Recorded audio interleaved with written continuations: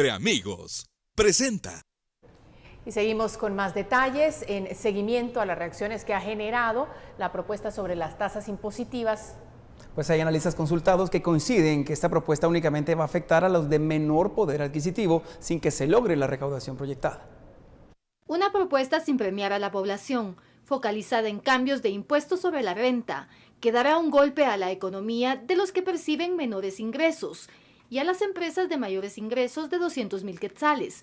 No será la solución, explicó el economista Miguel Gutiérrez, de la Fundación Economía y Desarrollo. Las autoridades también tienen un espacio muy grande para poder reversar los errores que se cometieron en la reforma del año 2012, que podrían dar muchos ingresos, pero que no se ve en la propuesta. Pareciera, la impresión general de los analistas es que es una propuesta apresurada, con un contenido pobre desde una perspectiva técnica y que podría avanzarse muchísimo en materia de cobro de impuestos sin necesariamente aumentar las tasas de esta forma. Consideró que ni siquiera serán alcanzadas las estimaciones del Ministerio de Finanzas y que ante la falta de conocimiento en el tema de impuestos no se logrará generar los ingresos proyectados. Yo no creo que la propuesta dé más de 2,000 millones, así como está ahora. ¿Por qué? Porque toda la reforma de impuestos sobre la renta va a generar muchas distorsiones. Por ejemplo, las empresas que ganan más de 200,000 quetzales le van a aumentar la tasa de 7 a 12%. Entonces las empresas se pueden dividir en 2, en 3, en 4 para evitar la medida. Como solución expuso que una propuesta técnica podría evitar castigar a la clase media y subsanar los errores de la reforma de la Ley de Compras y Contrataciones del 2012, que ha limitado el gasto público y no permite que fluya de forma transparente. Por ejemplo, que la administración tributaria pueda cerrar establecimientos de forma preventiva cuando no se factura. Esa es una medida muy simple que hoy en día no se puede hacer. Y también hay una serie de juegos que se pueden hacer entre los regímenes del 7% y el 25% que está ahora la tasa. El defensor del consumidor de la Procuraduría de los Derechos Humanos cree que cualquier aumento en la gasolina impactará en el ingreso familiar. Por su parte, así es, no tiene claro por qué la propuesta en el tema del ISR retrocede a la presentación de planillas. La propuesta es regresar a como estaba antes. Como no tenemos todos los elementos como tal, pues no podríamos decir está bien o está mal, pero sí algunos aspectos decimos por qué, cuál es la razón detrás de querer hacerlo, ¿verdad? Por una Guatemala en paz, Suseli Contreras y Diego de Diego Marcos. Y cuando la propuesta de reforma tributaria llegue al Congreso, será la Comisión de Finanzas la encargada de emitir el dictamen. Se espera que escuchen a expertos y a diversos sectores. Este sería el camino para que la iniciativa se convierta en ley.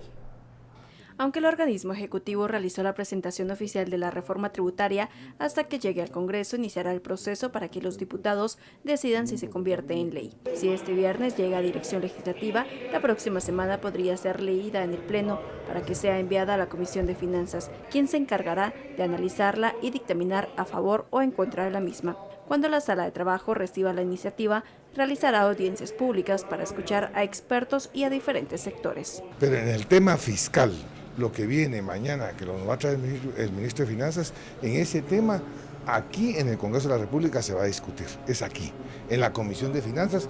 ¿Por qué no? Porque lo diga Taracena, es porque así son las leyes, así es el sistema. Este proceso podría tardarse al menos 2 meses, pero todo dependerá de los acuerdos, pues aunque la UNE controla la Comisión de Finanzas, diputados de otras bancadas están en contra de esta discusión. También surge la duda si estas modificaciones son aprobadas antes de discutirse el presupuesto para 2017.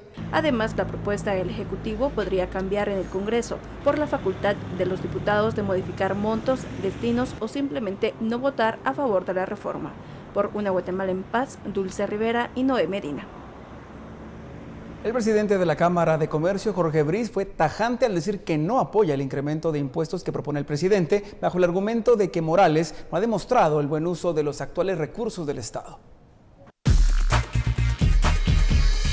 El mensaje es muy claro. Antes de que el organismo ejecutivo esté proponiendo nuevas cargas y nuevos impuestos, primero que ordenen el gobierno y trabajen bien con eficiencia y con transparencia. ¿Qué categoría moral tiene el señor presidente de la República de estar proponiendo nuevas cargas tributarias a todos los guatemaltecos si ni siquiera puede poner en orden su gobierno y que actúen con eficiencia y con transparencia. Vamos a hablar de otra iniciativa de ley. Esta contempla reducir la condena a quienes se declaren culpables. La propuesta del diputado Oliverio García Rodas es apoyada por la CICIG y por el MP, quienes aseguran que ayudaría a descongestionar el sistema de justicia. Los diputados podrían aprobar una iniciativa de ley para que quienes acepten los cargos imputados por el Ministerio Público en la audiencia de primera declaración reciban una reducción de la condena del 50%, aunque deberían cumplir con algunos requisitos. Por ejemplo, que de ser requerido por el MP, el procesado declare como testigo en anticipo de prueba para otros casos que aplicaría en crimen organizado. Además, explicar cómo, cuándo, dónde y con quién se cometió el delito e indemnizar con el 50% del daño causado y asegurar el pago restante. Si el procesado se benefició como resultado de actos delictivos, mientras no haya reintegrado como mínimo el 50% del valor equivalente al incremento económico percibido, no será beneficiado. Esto no es simplemente yo voy, declaro y me van a dar 50% de rebaja, no es así.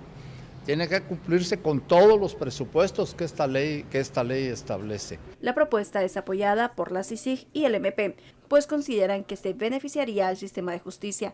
Además, desmintieron que se trate de ayudar a los exfuncionarios del gobierno, quienes incluso no podrían aplicar, porque si la ley se aprueba, ellos ya estarían en la etapa de juicio. Los condenados no van a tener posibilidad de acogerse a una ley en caso de convertirse así, de esta naturaleza, pero tampoco es para los de la línea, ni para los de cooptación del Estado, ni para los de la cooperacha, como algunos han insinuado, como si nosotros estuviéramos patrocinando la impunidad.